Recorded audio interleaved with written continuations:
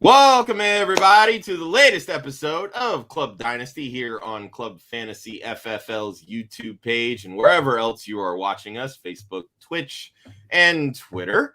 I am Josh Hudson, your host, and with me, as always, Mr. Zach Smith. What's up, buddy? Same. You've brought yourself a big-time guest, and I'm pretty impressed, so I'm going to let you kind of take the reins and introduce Mr. Larky down there. Mr. Larky is the head of analytics at playerprofile.com. Player Profiler is wildly used on Twitter. You always see people post the statistics and the athletics numbers for everybody with all the graphics and everything. You all use the website. You all love it.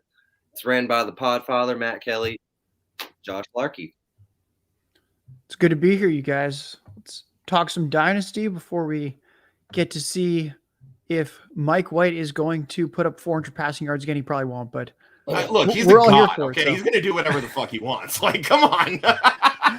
So we're basically just the appetizer for Mike White's main course. We are. I am all about it. All about it. Now, first, I can't continue without commenting on the swag here. I love this hat, Josh. Thank you. Yeah, it's fantastic. I was going to say, I need you to dip it to show us the colors here. Okay. So we've established you're a Chargers fan.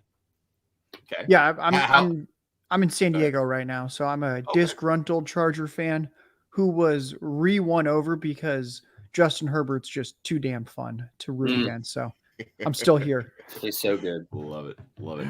All right, so we've got a fun full pack show for you. Hopefully we'll get this hashed out before the Thursday night game starts. Quick topics we're going to go over. We're going to talk about some rookie buy highs. We mention all the time kind of buying low, selling high on players. Sometimes it's okay to pay up for the people that are balling out if you're able to get somebody that is willing to part with them.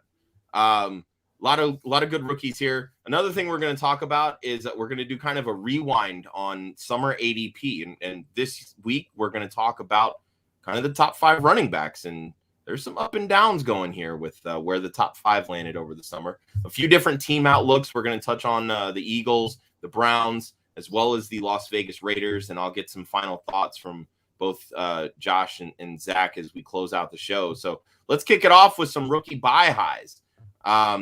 The top quarterbacks so far, very different from how they were drafted. Obviously, we know that Trevor Lawrence went number 1, Zach Wilson 2, Trey Lance 3, Fields at 11, I believe, and then Mac Jones at 15. That order has been completely redone so far through 8 weeks in fantasy. Mac Jones sitting at QB 22, Trevor Lawrence at 24. Fields has been named the starter through the rest of the season now, currently sitting at 30. Davis Mills, a third-round pick for the Houston Texans, has been filling in now for, 6 weeks, I believe now, for Tyrod Taylor, who's supposed to be coming back here in week 9. He's currently QB 31. Zach Wilson at 32, who's currently hurt, and that's why the god Mike White is filling in now. And then Trey Lance, who's only seen 1 start, currently at QB 35. So we'll start here with the quarterbacks. And Josh, I want to get kind of your opinion. I know nobody's really come out and had a top 10, 12 season so far. We know the draft capital that's surrounding these guys. Are you looking to go out and acquire any of them? And if so, who are you willing to overpay for in a buy high scenario? So there's 2 guys that I think are great kind of buy highs. Or I guess the second guy, I'm not sure if you would call him a buy high. We'll start with him. It's Justin Fields. I don't know if you're buying high on him because the Bears just look terrible. He wasn't very good for fantasy until this last week, but I think even though the price has risen, I think he's a great person to go out and acquire because I think for fantasy purposes, one worry with Fields was that he wouldn't be quite as mobile as a Trey Lance or even potentially as a Trevor Lawrence, and that wasn't really Fields' game in college necessarily. So I think seeing him rush for 100 yards this past week is just so promising for what he can bring and what his upside is, because we know that the natural arm talent is there. We know that he's going to be a starting quarterback the next 2-3 seasons at the very least to sort of see how he pans out. And then also the second guy then before I kick it over to Zach. And then my other guy is, I think, especially, I mean, this one's pretty much just a super flex take, but Mac Jones, he looks like the kind of guy that's going to be a starting quarterback in the NFL for 10 plus years.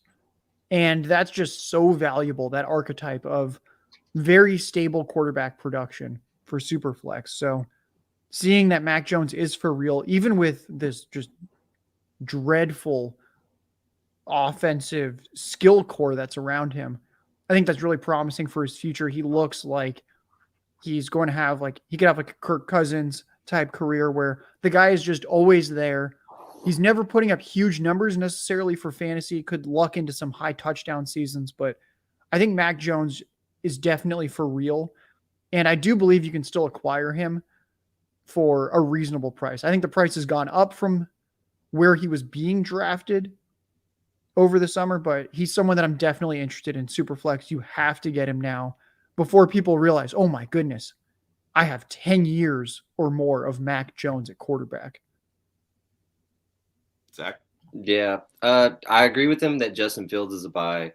Definitely a buy low because he did have the good fantasy week last week where he rushed for over 100 yards, but I need to see a little bit more passing, but I see the potential there. There's a lot problems with coaching right now with the Bears. The offense is a mess. It's hard to get the offense rolling when your offensive line is below average. Your run game is hurt. Khalil Herbert looks pretty good though. I like that kid.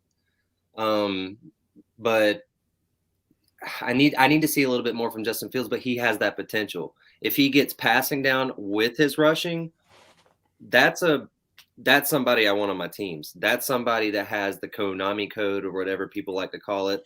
He has that rushing ability. Somebody that I'm willing to pay for there right now is Trey Lance. He's going to own that team. I know that people are already expecting him to own that team. That's probably why he's my buy high. But he's going to have good enough passing to keep it.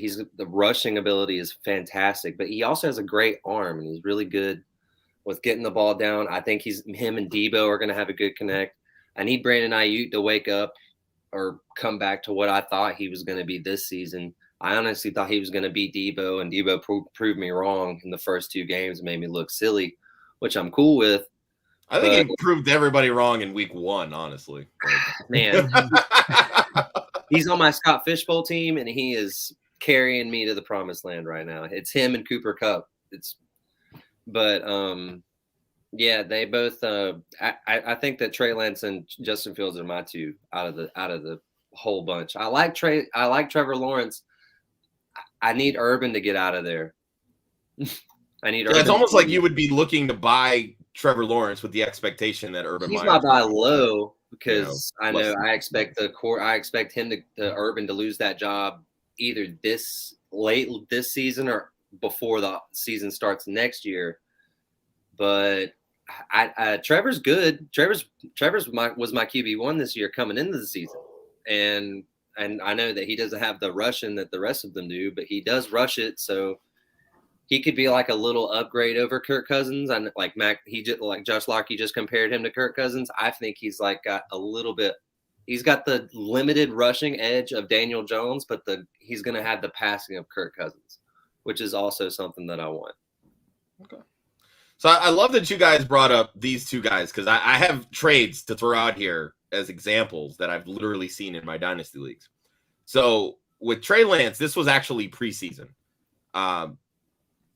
Literally on draft day, it was the 103, and I traded Tua and a 2022 first round pick to get Trey Lance. And on the flip side to that, literally like an hour ago, went down in one of my leagues. Mac Jones, and both of these are super flex. Mac Jones was traded for a 2022 first, which I'm assuming is a late first, and a 2024 first round pick. So are these considered buy highs in your opinion? Or right kind of where I would have paid more for Mac Jones. Right off the bat, that one seemed low. Yeah, I would definitely pay more for Mac Jones. Okay. The 2022 class of quarterbacks does not seem like it's going to have someone as good as him, especially if it's on the later end. And then 2024 that's that's really far away. You have no idea what that's And I mean, if we correct. always talk about like, oh, you're supposed to play Dynasty in a 2 to 3 year window, then already that's like kind of outside the window that most of us can like reasonably predict some type of chaos. So that's kind of like outside the semi chaos and like the full chaos zone. So I really like that Mac Jones one. The Tua Trey Lance, I actually don't know if I would say that Lance is a great buy right now. And I think my again, this was concern, preseason, so I think my concern actually with Lance right now is that part of the thesis behind getting Trey Lance, or there were a couple things. It was this guy is just insanely mobile. He's going to be rushing a ton. It's the arm is so strong. He's got yak monsters everywhere on the field. And it's Kyle Shanahan. And I think that this year has been kind of like the big downfall with Kyle Shanahan, where we realize, you know what? Maybe he's actually not an above average offensive guru. What's this offense even going to look like? Right now, the offense looks really lethargic. Who knows what's happening with Ayuk? Kittle just cannot stay healthy. And I think that he's so valuable as a blocker that his receiving seasons of the past might be just of the past, and that ultimately his best role for that offense is blocking more, which he's going to get injured more. So I think that everything around Lance, a lot of those surrounding factors aren't looking as rosy as they did a couple months ago, and that he hasn't necessarily done anything himself positively or negatively, but it is a very raw quarterback in Lance. And if there's suddenly doubt cast as to how good Kyle Shanahan is as an offensive mind, that is not the thought experiment that you want when you have a super raw quarterback who only had one season of production in college. Matter of fact, only one season that he even started. So this is an incredibly raw quarterback who definitely needs the right offensive mind and system. And what if that's not Shanahan? Shanahan's been extended. He's going to be there for a while. So I think that Lance actually has more questions now than he did before, because I don't think any of us really thought Jimmy G was like a particular long-term impediment to Trey Lance. So I don't think like Jimmy G starting right now or not has any effect on Lance. I really think that this offense was supposed to be so good and that people would be like, oh, Jimmy Garoppolo had seasons with almost 8 yards per attempt. Imagine what Lance could do, kind of doing that 1-for-1 hot swap. And I'm just not even sure if that's a thing anymore. It could be, but I think that there's questions now that we didn't have a couple months ago. So I actually think Lance is kind of where he is and maybe even tarnished a little bit through no doing of his own. Yeah, he definitely didn't look fantastic in his first outing. It's almost like Shanahan just really didn't trust him to throw the football, but he definitely got the rushing yards, which is what, we want to see from that position. So definitely time will tell on Lance. Let's move into the running backs here. We know the top 3 that were drafted: Najee Harris by the Steelers, Travis Etienne by the Jaguars, who unfortunately got hurt in the preseason. He's been out. Javonte Williams in the 2nd round to the Broncos, Michael Carter to the Jets in the 4th round, Trey Sermon, who's been non-existent with the San Francisco 49ers. How they're finishing right now, though, most people probably didn't have it going this way. Najee's been a top 6 back so far this year, largely because of one huge receiving game where he had 19 targets. Michael Carter has come on the last couple of weeks. He was RB1 last week, currently sitting at RB20, averaging 13.2 points per game. Javonte Williams has been steady, although we know the Melvin Gordon situation and the timeshare there at RB25.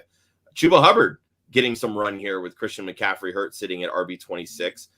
The other San Francisco rookie running back, Elijah Mitchell, at RB35. Kenny Gainwell at RB36. And then Khalil Herbert, who many probably didn't see getting much run, who's been filling in now for David Montgomery. And by the way, looking absolutely fantastic in doing so, sitting at RB45. So, Josh, how much are you willing to pay up for Najee Harris? Because he doesn't really fit that analytical profile, which I know you and many of the player profiler guys are about, being as he was a 23-year-old rookie sitting at RB6, as well as Carter being not really having that draft capital sitting at coming from the 4th round. So out of those two, based on what it seems like their market value is, I would prefer going after Michael Carter. Najee Harris has been phenomenal. The role has been as good or better than you could expect. However, I'm always worried with these super bell cow running backs that are not very young for where they're at in their career, who also need insane volume to score fantasy points. It's just tough sledding when the only way that Najee Harris can sustain this is by taking 100% of the running back snaps. And we've started to see the last few years that the running backs with that super bell cow role, they have a really hard time staying healthy. McCaffrey, Dalvin Cook, Saquon Barkley, Todd Gurley from a few years ago, Le'Veon Bell, who just fell off all of a sudden. It's very difficult for these guys to have the super long career. And the thing that scares me with Najee Harris is that if he gets injured this year, think about what that does to his dynasty value compared to some other running backs. So if Najee Harris gets injured, suddenly he's in his late 24-ish, like verging on age 25, trying to recover and hopefully playing next year. And already then he's at the running back age apex. So he's already supposed to be in his prime. So I think Najee Harris is what we're looking at for his contention window is it's really a 2-year window that I see with it, and that he can't get injured during those 2 years. And that for him to pay off with his current value, you really need the rest of this year and all of next year and probably 2023 as well. And that if he doesn't deliver all 2.5 of those years, you're probably wishing that you sold him right now. And that's kind of where I'm at with Najee Harris, is that he needs that 100% snap share.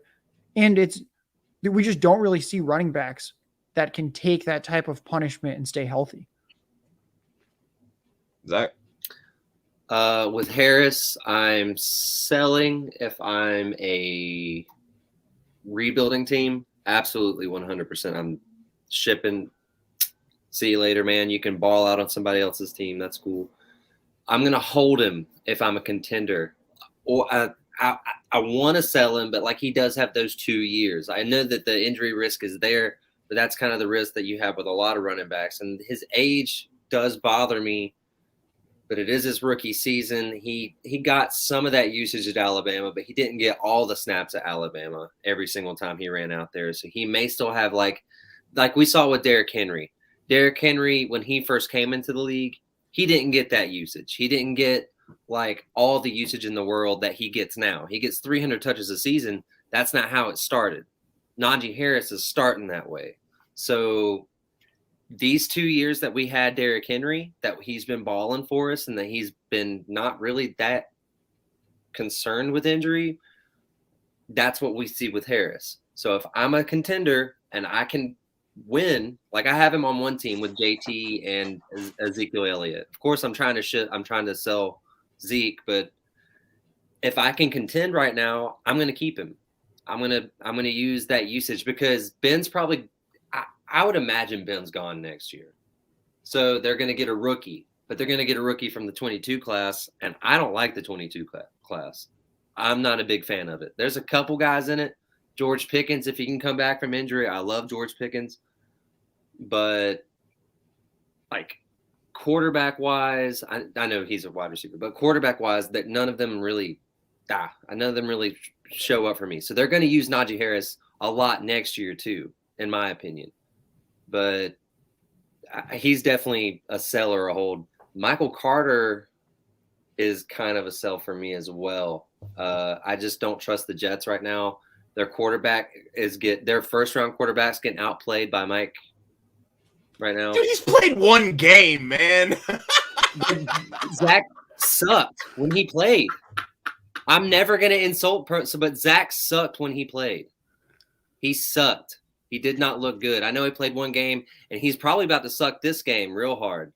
I think it's just tough to compare them, though, because what Mike White did was pretty unprecedented. It's hard to lead everyone that week in passing yards with an ADOT of like 4. Right. He was essentially just dumping the ball off, and the Bengals didn't prepare for that scenario.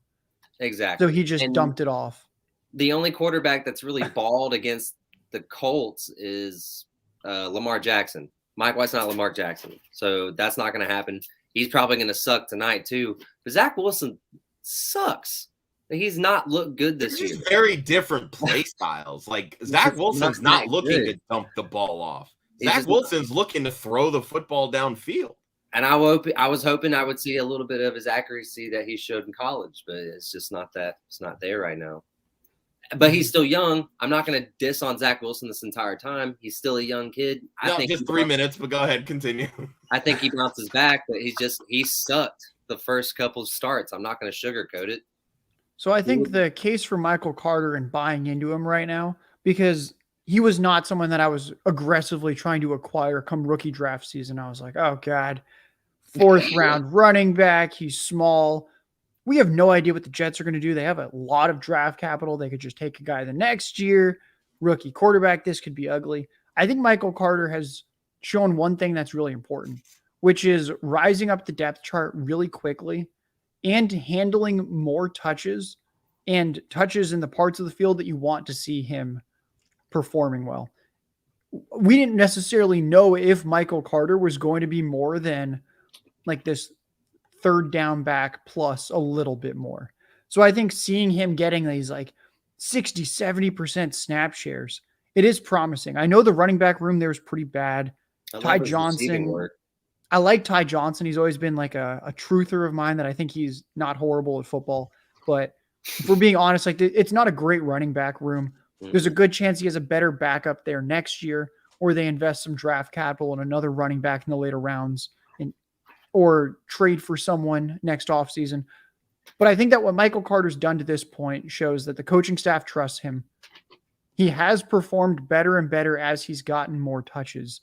And he's been incredibly active in the passing game after their bye. So I think that's why he's a good buy high, is that we have a 5-game sample of him with very, very limited passing work in weeks 1 through 5. The bye happens, and suddenly the switch flips. And the past 2 weeks, it has just been the Michael Carter show in the passing game.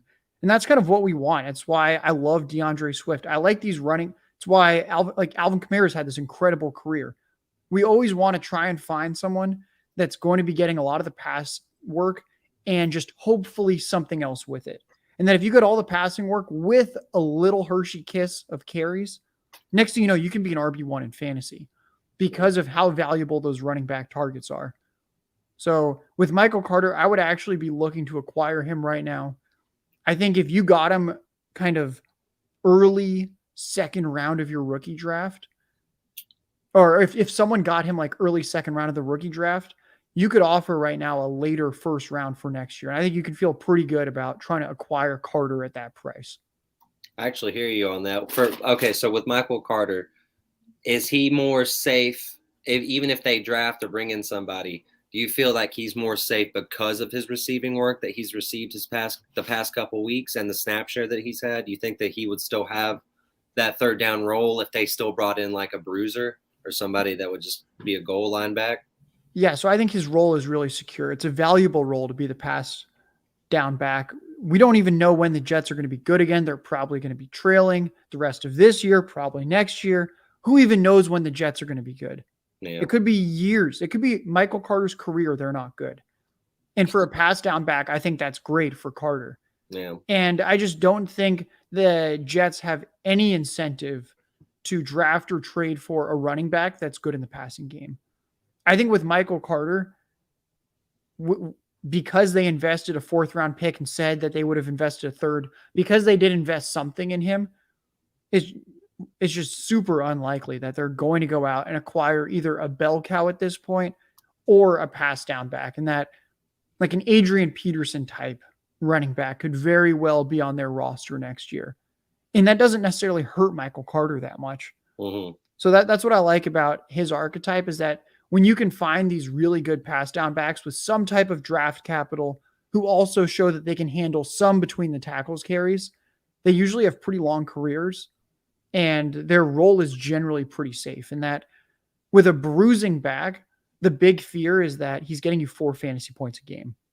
Mm-hmm. And then he's getting you 12 carries for 40 yards week after week. With Michael Carter, he's really insulated with that pass game role where he's going to have this 6, 7, 8 point floor almost every week on top of whatever else he's doing after the catch, or if he gets a goal line carry or a goal line reception.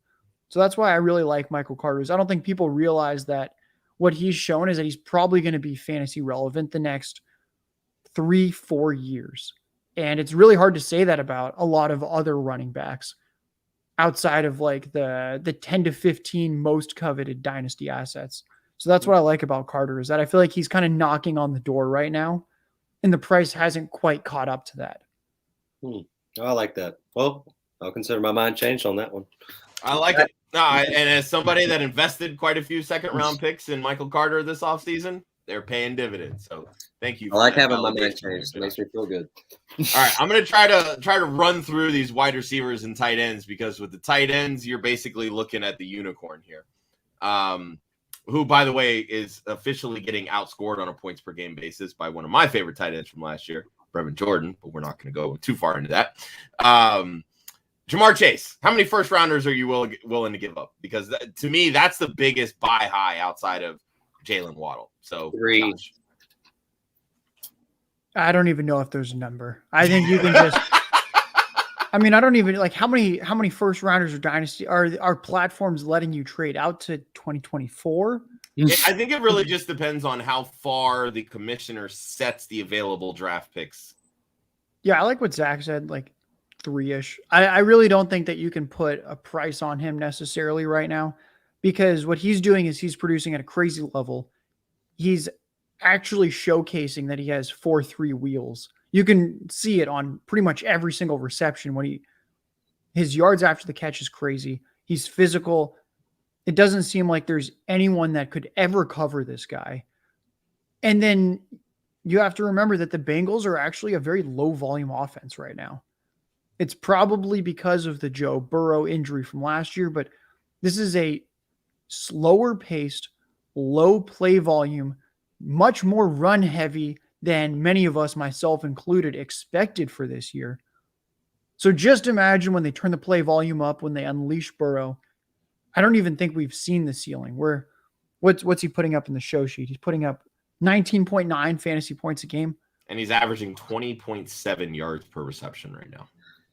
So I think the efficiency numbers those definitely come down. He's not going to score a touchdown every 3 to 4 catches. He's not going to be a 20 yards per reception wide receiver 1 in the NFL. You don't really see that outside of like the random Deshaun Jackson year or something.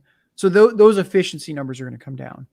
But there's so much room for the targets to go up because of what we saw this offense like last year, right when Joe Burrow found his stride, and that they're having him drop back 40 to 50 times a game compared to now where Burrow has had games like in the 20s with his pass attempts, which is incredibly low. And you'll still see Chase produce. So that's why I think that you just have to do whatever it takes to grab him, just because this offense is clearly catering to Burrow and his recovery and them smartly thinking about Burrow's long-term future and avoiding another injury this year. Zach. Yeah, Chase, I'm throwing out 3. I don't care if I sacrifice the 22, 23, and 24 for the first, like my first for them. Draft picks are often like overpriced to me, and there's always that meme where it's like it shows the Family Guy. He's like, you could have the boat or what's in this box. And they're like, oh, let's get the box. It could be a boat. What about the boat? I want the boat. I would rather pay up for the boat. Jamar Chase is the boat. He can he looked fantastic. I expected him to take over the wide receiver room, but he like maybe around now. But he took it over week 1. He like started balling the second he started playing. He's I don't know. He's linked to Joe Burrow forever. Joe Burrow and him already have that connection from college. His efficiency numbers are going to go down, but I expect him to like have a Justin Jefferson kind of thing where he balls out crazy this year, then he comes a little bit down to earth the next year. And I think both their career arches are through the roof. I love Justin Jefferson. That's one of my guys. I think he's going to be a baller forever, but we'll see. I could be wrong. I'm definitely shipping off 3 firsts for him. If I can throw off a little bit more, maybe sprinkle in a couple seconds, I would, but I'm not going to sell the house, but I'll sell most of the house. I think the Joe Burrow thing is good too, because so Jefferson, we don't actually know who his quarterback is long term. Mm-hmm. I don't think that's much of a knock on Jefferson. He's going to win against any type of defense. It doesn't really matter who's throwing him the ball. Man, He's don't gonna be slight fine. Kellen Mond like that. Come on, Josh. But I think with Burrow and Chase, what's nice is that it's back-to-back top 5 picks. Burrow is for sure on track to get a long-term extension. Yep. Jamar Chase, assuming nothing catastrophic happens, is for sure going to get a long-term extension. And that we're probably going to look at 8 years or so of this connection. And I just don't know if you can put a price on that. If most dynasty leagues are looking at 2 to 3 years of picks out, that you can give up a first in 22, 23, and 24, especially if you have Joe Burrow. It's going to be bananas to be able to lock in a potentially like top 7, top 8 dynasty quarterback with probably the dynasty wide receiver 1. I just don't think you can put the price tag on that. So doesn't matter rebuilding, contending. Like if you can get Chase, or if you have Burrow, get Chase. It's hard to quantify, because also there's just so few of these receivers. Like a lot of my job is trying to make the historical comparisons, trying to figure out what a guy's range of outcomes are. We just haven't seen that many receivers do what Chase is doing right now. I mean, even Jefferson took longer to do what Jefferson did and what Chase I is think now his doing. first big week was week 3. Yeah.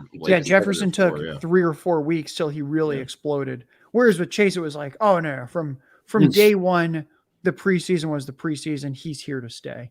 So that's why I just don't think you can fully put the price tag on him. It's going to be one of my best ball targets, him and Burrow, for a long time. I just started playing best ball this year. Of course, I lost Russell Wilson, but whatever. So the other 2 wide receivers that I'm kind of looking at from this group, Kadarius Toney and Jalen Waddle. We've seen Toney, 10 catches, 189 yards 1 week. We know how convoluted and injury prone it feels like this Giants wide receiver room is, and I will lump Toney into that. But the guy is a human joystick, and I know the analytics community was a little down on him because of the late breakout age and kind of the switch in positions and all that kind of stuff. And then Waddle not really having a true breakout age and then getting hurt his senior year. Where are you lumping these 2 in sort of this like hierarchy of this wide receiver class, especially seeing what they have done to date this year, Josh? So I think out of those 2, weighing their current costs, I think Toney's the better buy, because his analytical profile does weigh heavily on him. I'm skeptical. Everyone out there is still very skeptical, but I think that how quickly, once he was given the snaps, he delivered, including just shredding a Dallas defense that's pretty good. It's very, very difficult for any wide receiver, especially a rookie, to put up a 10 for 189 stat line. And he does look like a joystick out there. And that's the kind of player that I want, the guy that has this kind of crazy ceiling, and that it's not like his analytical profile goes away. But him coming into the league, when I was evaluating him, I didn't think that was in his range of outcomes. I didn't think he could have a game as an alpha wide receiver where he's soaking up all the targets. I didn't think that was possible for his rookie year. So already I have to start adjusting assumptions that I had. And I like doing that in terms of the players that I'm going out and trying to acquire. I like the guys that kind of proved me wrong, surprised me. So that's one thing that I like about Toney. With Waddle, I don't know. This is a tiny receiver. We didn't see much from him in college, constantly injured. And then his role this year has been weird. I mean, it's great. The guy's getting peppered with targets, but what is he averaging? Like 8 yards a reception? It's not like this real sustainable role. I'm not even sure what it is, honestly. But I don't necessarily know if the current Waddle role is something that we should be fully buying into. I mean, it's great that he's commanding targets. If we think about the guy he was compared to a lot was like Henry Ruggs. He's definitely having a way better rookie season than Ruggs did last year when you look at like the small speed guy. But I just don't quite know what this Waddle role is. And it's not necessarily a wide receiver profile that I go for to begin with. So then seeing him kind of cast into this like 10 targets for 45 receiving yards role, I hope it changes. I hope it's just because of Brissett and Tua, but I don't think I've seen quite enough yet to immediately go, oh yeah, this is a guy that I'm willing to pay a little bit more than he went already in rookie drafts. Exactly. Yeah. So Tony's an interesting case because he worries me because he's on the Giants, and I don't know how long Jason Garrett's going to be there, but Jason Garrett's is going to affect him for a minute. But he did flash a lot of potential, like 10 for 189. That's not something you can really just be like, oh, that was kind of a fluke. I mean, Cowboys look good this year. I hate saying it because I'm an Eagles fan, but the Cowboys look good. Cowboys are probably going to run our division, probably going to run us into the ground every time they play us because that defense is ridiculous right now. But Tony made it look easy, and Tony shifted through them all, no problem. Like I said, and like Josh said, his analytics kind of hold him back, and the fact that he's on the Giants make me worry, but also make him a buy. So it's kind of a 50-50 for me with how he's used. I don't trust Kenny Golladay to be the alpha there. Evan Ingram's probably gone next year. Even in the games that Galladay's been healthy, he hasn't even outproduced Sterling Shepard. He's not that. He hasn't been good for them. He hasn't adjusted to the system. He's not there for me right now. I really like it. I think Kadarius Toney's a really buy right now just because of his situation. I like talent. I don't like situations. Situations can change. Talent will not. That's always been my thing. That's how I was confident with Chris Godwin when he first came out. AJ Brown when he first came out. AJ Brown's situation sucked, and that man shined because he's talented. That's always just been the way I fall on. Yeah, can we just all agree at least that the Giants need to fire their medical staff? I don't know what's going on, but I think you need to fire. I think they hired all the Eagles guys in disguise because this is what the Eagles went through for like 3 straight years at the wide receiver position. Yeah, fire the receivers coach, fire the medical staff. We need new people in there because it's been one of the stranger situations with all the ways they're getting injured, and also with how many of these injuries are the soft tissue kind. Like these dudes not stretching. What I don't even know what's going on there in New York, but it's just constant like hamstring pulls, a quad pull. I don't know. It's ankle, calf. It's just lower body injury after lower body injury in this receiving core. I feel like a lot of it too is because of the Players Association and the cutbacks on practice time, that so much is falling on the players to actually be responsible and do training and do this and do that. And so many of them are like, oh, I'm a world-class athlete. I ain't got to do any of that shit. I'm just going to show up and do my job. And they're spending all their time in the training room. So, But hey, speaking of injuries, great segue into our ADP rewind on the summer's top 5 running backs. So it was funny. Zach and I were going back and forth, and he's like, oh, I meant redraft. I'm like, dude, this is a Dynasty show. I don't give a fuck about redraft. Like, come on.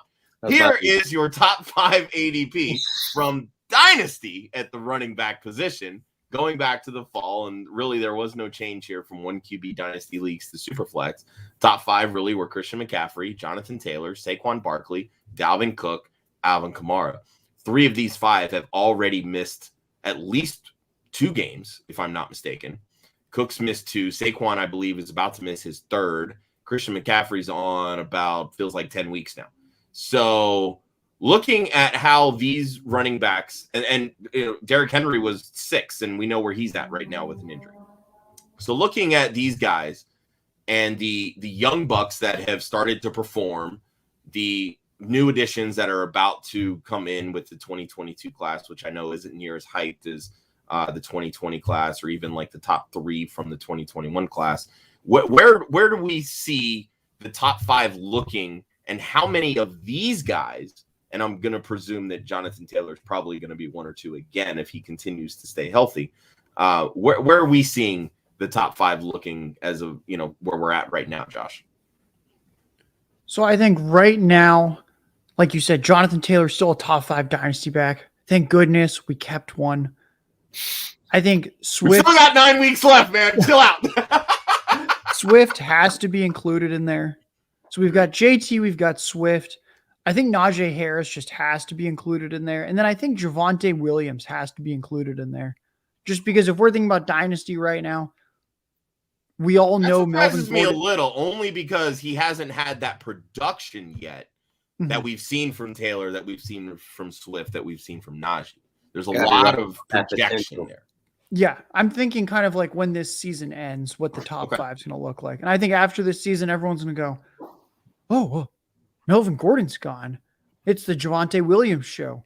Let's see what he looks like. Oh, this guy just breaks every tackle imaginable. He's decent in the receiving game. He's going to get the goal line work. Denver's probably going to have a quarterback upgrade next year. I think there's a lot falling into place for him, where I think he's definitely going to be in that conversation. I think he's just going to be a top 5 dynasty back.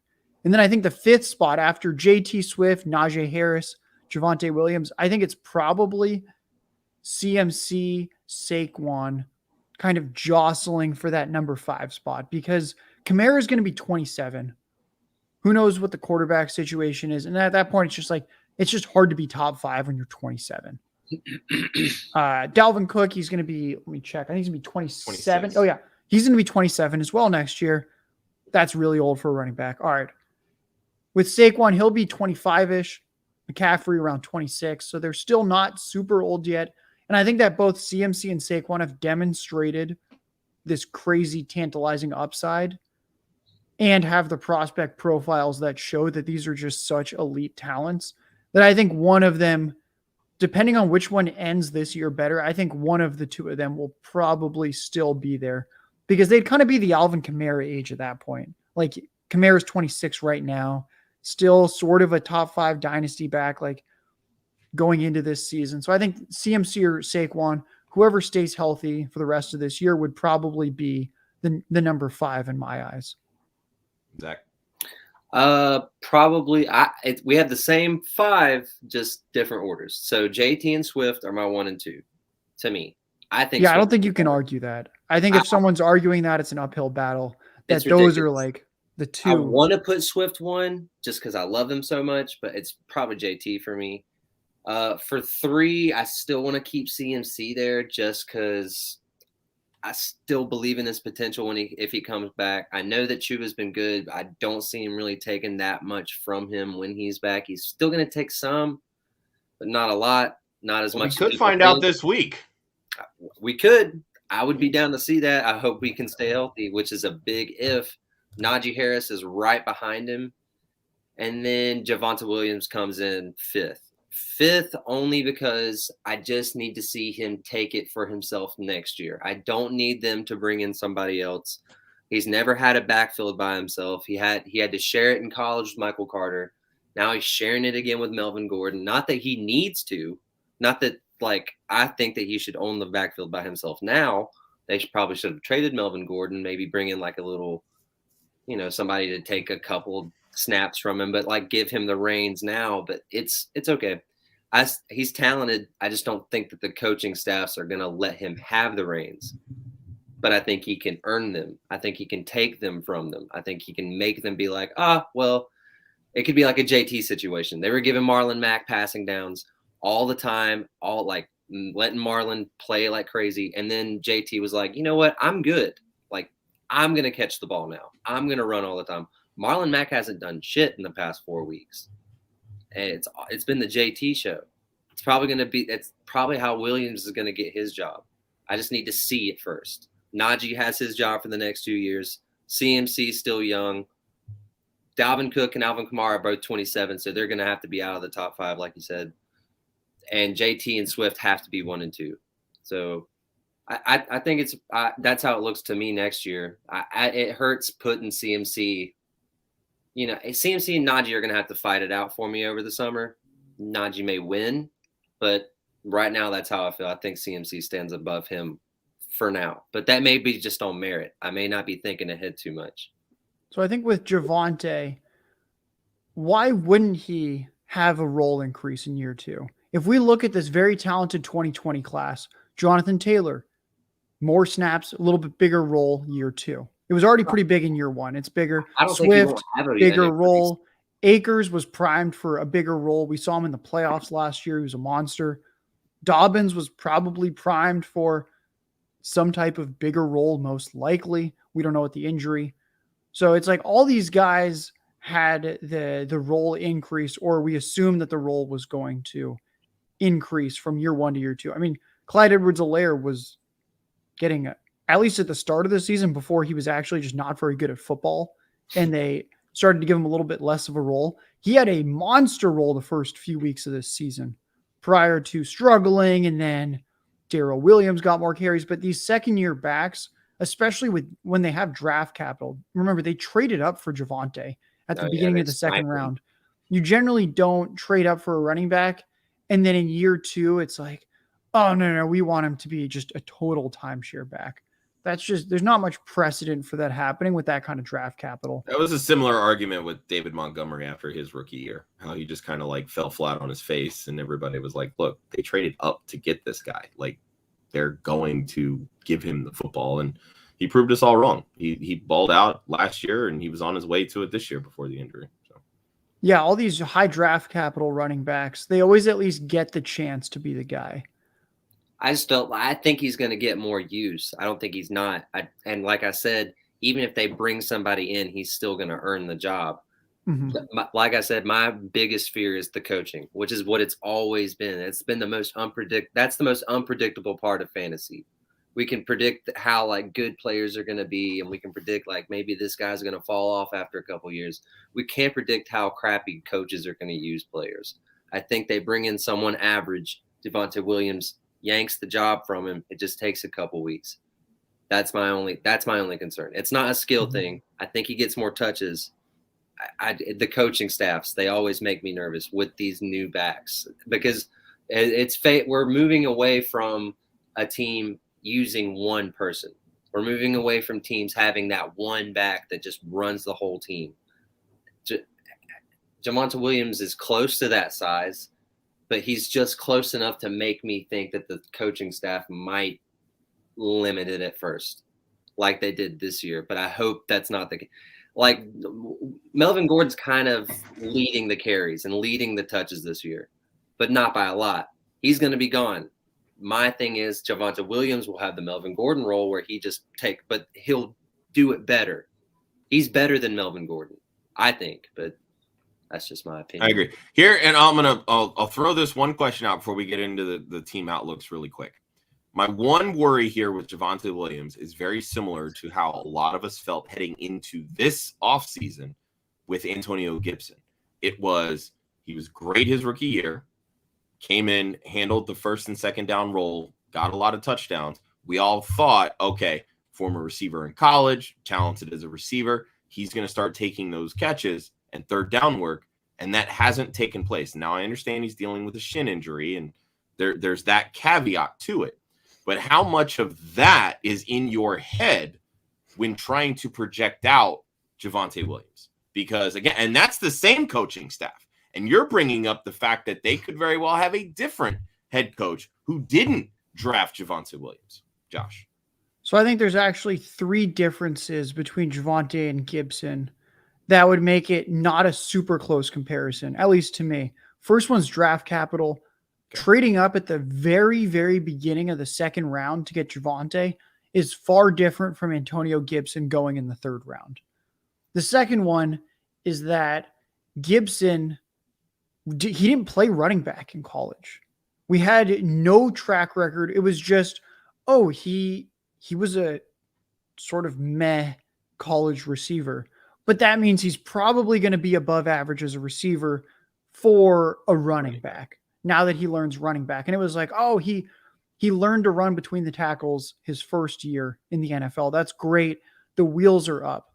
But we didn't have the draft capital. We didn't actually have this real running back profile where it's several years of sustained success at the running back position to fall back on like we have for Javonte. And then the third thing is the shin injury. Gibson's role the first couple weeks of the season was incredible. And then they started to pull back a little bit. he was originally getting most of the carries and 10+% of the targets, which is exactly what we hoped for. And then it got pulled back and we were like, what's going on? Why is Gibson getting less work? Oh, he has a shin stress fracture. And the more he practices and the more he plays, the worse it gets. So that's why I think there's 3 factors kind of going against Gibson. And that actually Gibson might have been the player we thought we were getting had he not had the stress fracture. Because those first couple of weeks, he looked great with the role. So that's why I'm not too concerned about Javonte Williams becoming the next Antonio Gibson, because I think that there's kind of those 3 prongs there, which are unlikely to be part of the Javonte Williams story for year 2. Okay, fair enough. All right, so let's try to do these team outlooks pretty quick as the Thursday night game has kicked off here. I'm actually going to start with the Raiders. And again, this team has been in turmoil most of this season. Head coach John Gruden resigning. Obviously, we know what happened with Henry Ruggs getting into this car accident, fatal car crash, leading to the death of another driver in the crash, ultimately getting released by the team.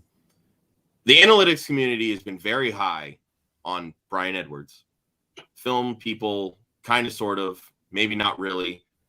Had some flashes, hasn't been used as much. Now he ultimately has the chance to become the alpha here in this offense. Very different skill set from Henry Ruggs. Are we buying into this leap, or are we going to get much of the same and maybe we're just praying for a third-year breakout? Josh. I have no idea what Edwards is going to do the rest of this year. His role has been so unique. It's his prospect profile to how he's been used in the NFL is a little bit head-scratching. It's not like we think the Raiders are the sharpest organization when it comes to receivers, but I would be buying in because the Edwards price, it's not going to go up that much with this Ruggs news. It's not like Edwards was crushing it already and then Ruggs went out. It's like, well, we haven't actually seen Edwards command a healthy target share yet. I think that suppresses his price. As someone that was very enthusiastic about him coming out of college, I'm buying in still. I'm willing to do pretty much whatever it takes to get him on a ton of dynasty rosters because of how inexpensive he is. And because I still think he has legitimate alpha wide receiver upside, kind of like what we're seeing from Pittman right now. I still think that's in Bryan Edwards' range of outcomes. That's a very valuable dynasty asset. So I think it helps him a ton. I don't really know how much it's going to help Hunter Renfrow. I think it's probably going to help him a little bit. Renfrow is just weird because I remember reading a big article about him a year and a half ago. I mean, it was all about 50-year-old third-year wide receiver. I mean, come on. Yeah. It was all about how Hunter Renfrow, when he transitioned to the NFL, really struggled because they wanted him to run routes. And apparently Hunter Renfrow doesn't run routes. He runs what he feels like. And in the interview, he was like, I get open, and that it's unconventional. And I can't necessarily guarantee exactly when I'm going to get open, but I know I can get open. And that's why we see these hilarious routes where he's spinning around and defenders look silly because they've never seen it before. But it often takes him a while to get open. And I just don't know how much this type of role is sustainable long-term, and also how many more targets you can get a guy who's like potentially unpredictable with his routes. So that's why I think it's probably going to help Edwards more. Definitely going to help both. It's hard to see it hurting them, but Edwards is the one that I'm going to be targeting in Dynasty. I agree. Edwards has always been one of my favorite people. I'm more of a film guy, and I might be the one that is different because what I saw on film, I really like for Edwards. I love Bryan Edwards. Josh is right. His role is so unique. Like in the first few games, they didn't even target him until the fourth quarter. And then he got 80 yards each time. They were like, oh, okay, we're not going to target him until the very end. And then we're going to throw him tons of it.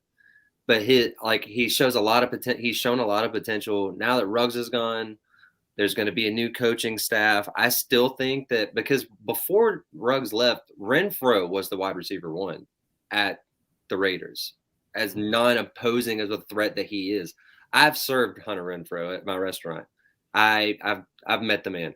He's not physically imposing, but yet he's running that wide receiver room. And so he's probably going to be the leader. He's probably going to get 100+ targets this year. It's definitely going to happen. Edwards needs to emerge at the end of the year, but I still think that if he doesn't, he's still going to be a buy low because we have no idea who they're going to bring in for the coaching staff.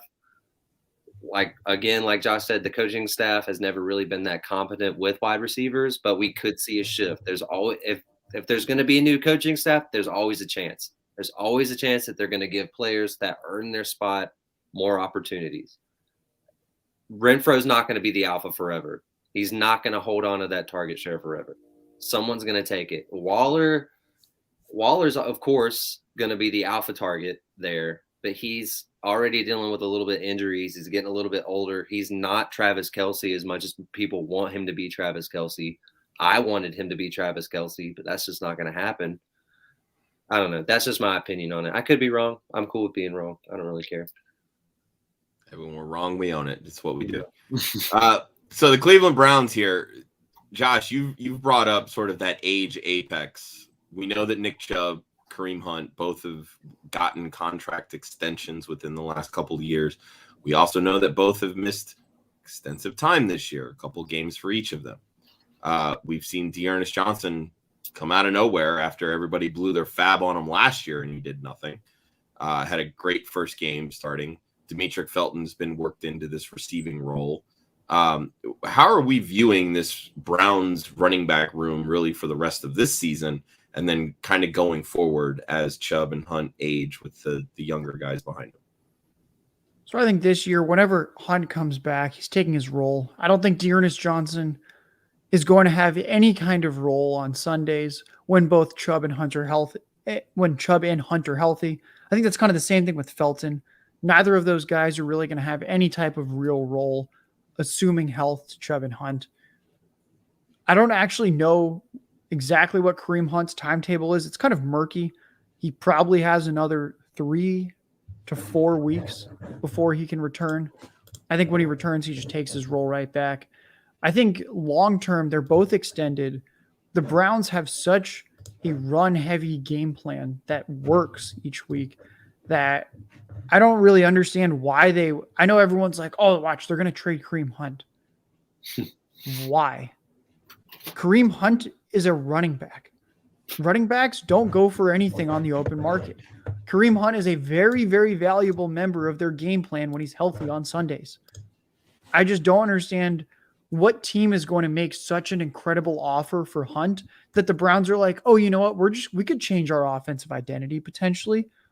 We could give up a top 10, like pure running back in the league for your 6th round pick next year. Like, that's not going to happen.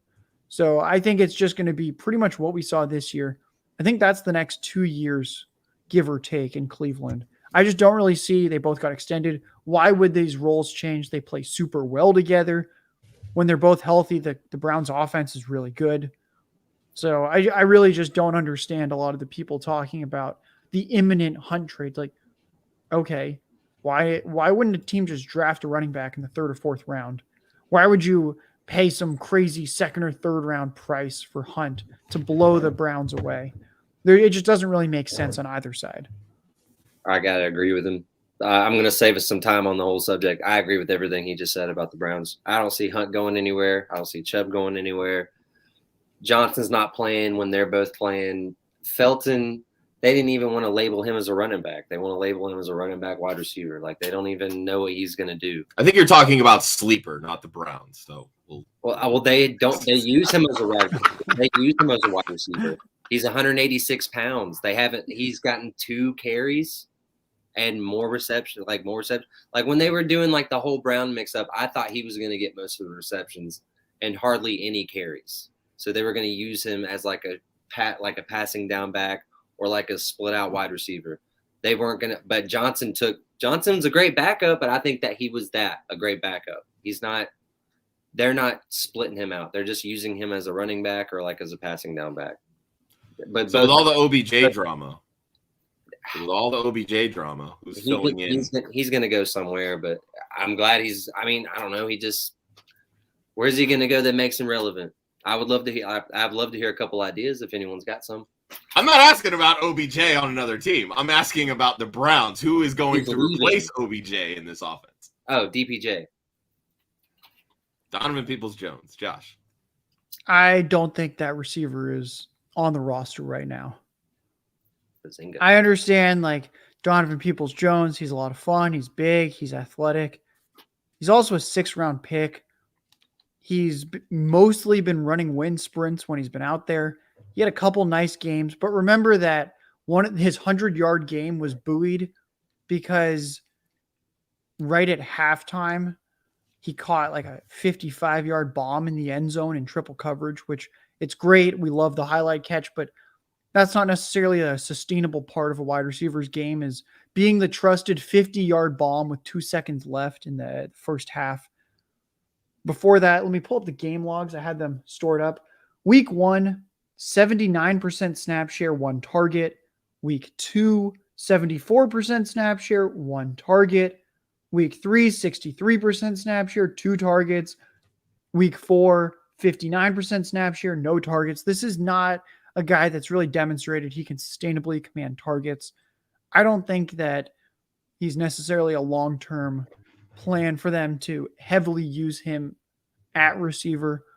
Maybe he shows us something the rest of this year, but at least right now, we're looking at like a good game and a half from Peoples-Jones.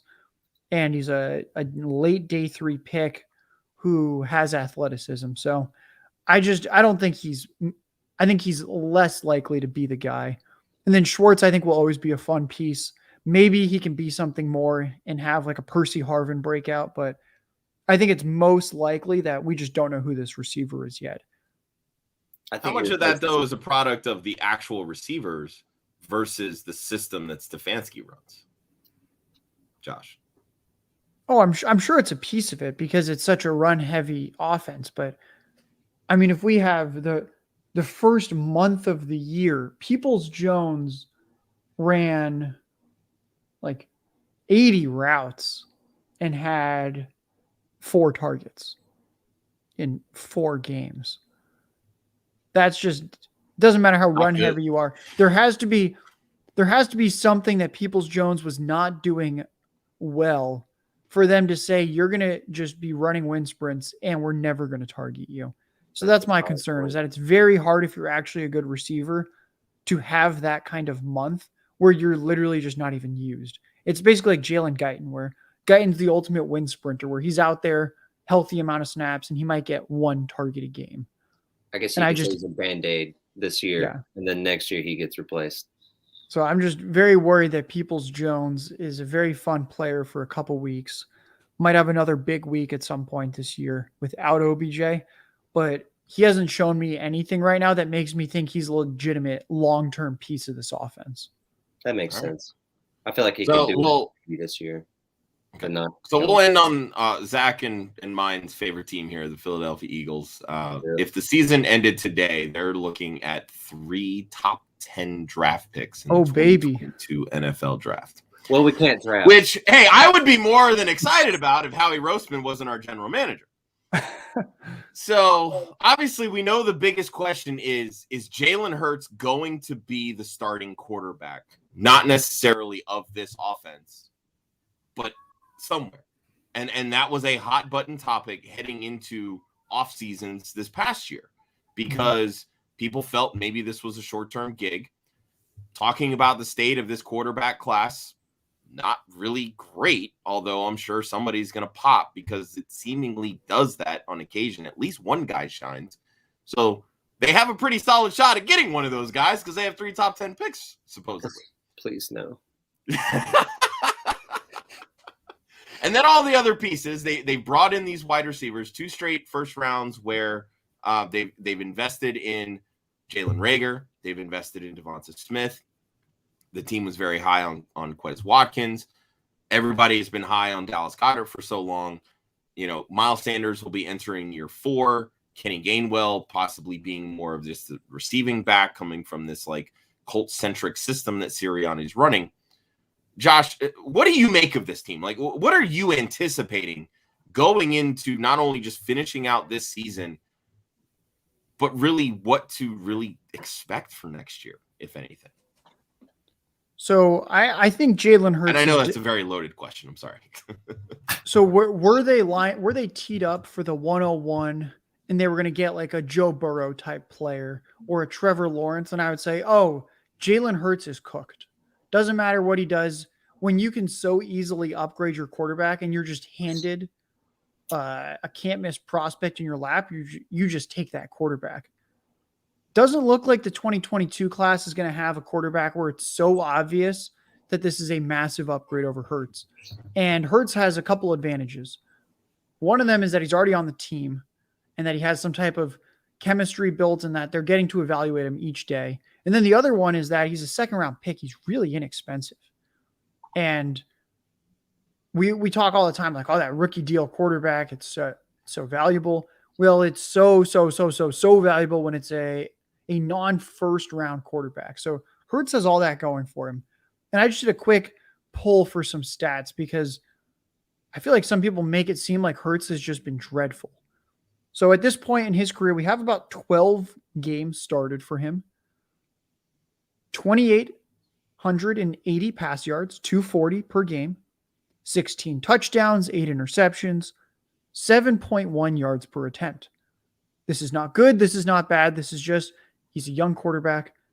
Kyler Murray, in his first 16 games his rookie year, 3,722 pass yards, which is 233 pass yards a game. Hurts is currently at 240. So a touch above Kyler. Kyler was 20 touchdowns, 12 interceptions. Not quite as good a ratio as 16 to 8, but it's close. Advantage Hurts. And then yards per attempt. Kyler didn't have many guys to throw to. I don't think any of us think that Hurts has the best skill players in the world either. Kyler Murray, 6.9 yards per attempt. So Hurts had him beat there too because Hurts was 7.1. So Hurts in these 12 games, I mean, we'll see in 4 more starts what they look like, but he's currently pacing to be better than Kyler was through about a season in the NFL. Kyler Murray looks great right now. He looks like a franchise quarterback. Add to it that Hurts has actually been running more and potentially more overall mobile than Kyler. I mean, Kyler's faster, of course, more elusive, yes, but Hurts is just a much bigger frame and looks like he's built to be able to actually handle 7 to 10 rush attempts a game and hold up. Kyler Murray would probably not hold up if he was actually running the ball 10 times a game at his size. So I think that Hurts just has a lot of advantages over Kyler. And I know that Kyler had the elite draft capital getting taken first overall, but I mean, the second round quarterback is so cheap. And Hurts' stats right now are actually just fine. So I feel like there's these people freaking out and there's jokes about how he's good in the fourth quarter. Well, you know what? The complete package right now, if you just go purely objectively, the stats are pretty good. And they line up more favorably with Kyler than Kyler lines up with Kyler. So I think they kind of owe it to Jalen Hurts to give him another year. And it's kind of nice that they have 3 first-round picks that are high picks without a good quarterback option. So they can solidify the O-line, improve the D-line. There's just so many ways that they're going to make this team better next year. And I think Hurts is the quarterback that they roll with next year as well. So I think that's really good for him, at least, is that he's probably going to get another shot. He's already looking okay, and the team next year is going to be better surrounding him while he most likely takes another step forward, because quarterbacks generally take steps forward each year, their first couple, 2-3 seasons, as they get acclimated to the league. And especially in his case, as the overall supporting cast offensive line gets better too. So I think Jalen Hurts is in a good position for being on this roster as their quarterback next year. Zach? I agree. I think they need to give him another year. He's so young. People forget, and I get in this argument with people all the time on Twitter. Josh Allen was garbage his first year. First 2 years. Yeah, first 2 years. He improved a little his second year, but not a lot. He wasn't great. His first year, he was terrible. And then his third year, he turned into this god player. Like, he just was running all over the field, throwing dimes down the field. And we've seen Jalen Hurts have that. He throw those dimes, and I've seen him play live. I've seen him play in person. I've seen him play. I watch him every Sunday. He shows a lot of potential. I get a weird playing style from him that since it's his first year, he kind of just a lot of the times he's just like he just throws it. It doesn't he does not care about his stats. He does not care about his accuracy. He's like, if it's there, it's there. He throws it. He doesn't really have that second thought. I hope he builds that second thought. He definitely can. It's just sometimes I feel like he just yeets it down the field, hoping it lands where it lands. But he can improve that. And I think they let him improve that. I think what they do is they're going to do two things. One, they're going to either build around Jalen Hurts with those 3 draft picks, or they're going to trade 2 of them and Hurts to the Texans and get Watson if his legal issues are done. But only if his legal issues are done. If they're not, even then, you can still suspend him. They could definitely still suspend him. Yeah. I don't see that being a route, but I could see that being like something like it's Roseman. Like I would never put anything past that man. That he has been the bane of my existence for quite a while. So we can't draft. We took Rager over Jefferson. We passed on DK Metcalf. We could have both of those receivers on our team. Legitimately have those receivers on our team, and they're not there. It's ridiculous. And we could have A.J. Dillon on our team. He's not there. Like A.J. Dillon backing up Miles Sanders, like he's backing up Aaron Jones. That would be a little bit different. That would be like a more advanced version of Jordan Howard, who proved that he can actually, if we would actually run the ball when we have Miles Sanders. But then you have Kenny Gainwell, who's not used unless Miles Sanders is on the field. And then it's the Boston Scott show. So they must have different systems that they want to use with different running backs on the field. Like they want to use Kenny Gainwell when Miles Sanders is there, but they want to use Scott and Jordan when Miles Sanders isn't there. I don't know. Goddard, I know we haven't really covered him, but my article on the Eagles pretty much called this like he was going to be okay with Ertz there because Ertz wasn't going to get his volume, but he was going to get enough to disrupt Goddard. Now Goddard has it. I think Goddard's a top 5 the rest of the season. This team has a lot to build on. We have a really young coach. They just need to nail this draft. You have 3 first-round draft picks. They're probably going to be early. You need to nail them. If we don't nail them, it makes me nervous about Jalen Hurts next year. Not him next year playing-wise, but for redraft, it bothers me. You have all this draft capital. We built all this up. Use it. I like it. All right, boys, that'll do it. And on that note, the GOAT, Mike White, just threw a touchdown pass to rookie Elijah Moore. All tied at 7 now. Look at that. All right.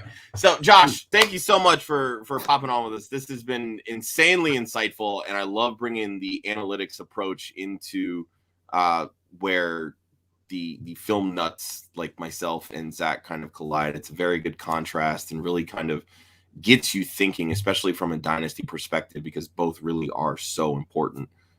So Josh, real quick, tell everybody where they can find you, your work, and everything that you're doing for not just fantasy football, but also dynasty.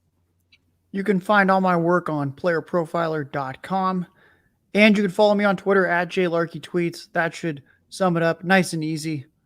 I post a lot on Twitter, so if you're curious what I'm up to or projects I'm working on, anything like that, there's a lot there. And a lot of the work that I do behind the scenes is going to just be on those player pages. It's going to be in our paywalled content. So you can check out our DFS package. You can check out our Dynasty package. A lot of my work is feeding directly into those. So yeah, check the Twitter, check playerprofiler.com. And thanks for having me on. This was a lot of fun. It's always good to talk a little football. And then we can tune into this potentially high-flying Jets-Colts game. Every Thursday is a shootout. Come on now. Let's do it. The world just wants me to watch Carson Wentz. For Josh Larky at JLarkyTweets. For Zach Smith at FF Wu-Tang Forever. That is the number 4 and Eva, EVAH. I am Joshua Hudson. You can find me at The One Hudsonian. You can find Club Fantasy on Facebook, Instagram, and Twitter at Club Fantasy FFL. The URL clubfantasyffl.com. Club Dynasty will be back in 2 weeks. Be sure to hit the website. Drew's dive into Dynasty will be next week. He had some work stuff pop up, so we had to push that back a week. But But we're always around. No Punt Intended every Wednesday at 7. DFS and Chill every Thursday at 6. Our Start Sit show Saturdays at 11 a.m. Eastern. Hit that subscribe button if you're watching us on YouTube. We do giveaways. Every time we hit a milestone, we just gave away a signed Javonte Williams UNC jersey to Brad, who I'm still waiting to hit me back so I can send you this jersey, man, because if I don't hear from you, I'm giving it away again next week. So I'll take it. Brad, if you're listening or tuning in, any flipping through YouTube, hit us up on the socials so I can get your address and send you this signed Javonte Williams jersey, who's been a big feature of this show.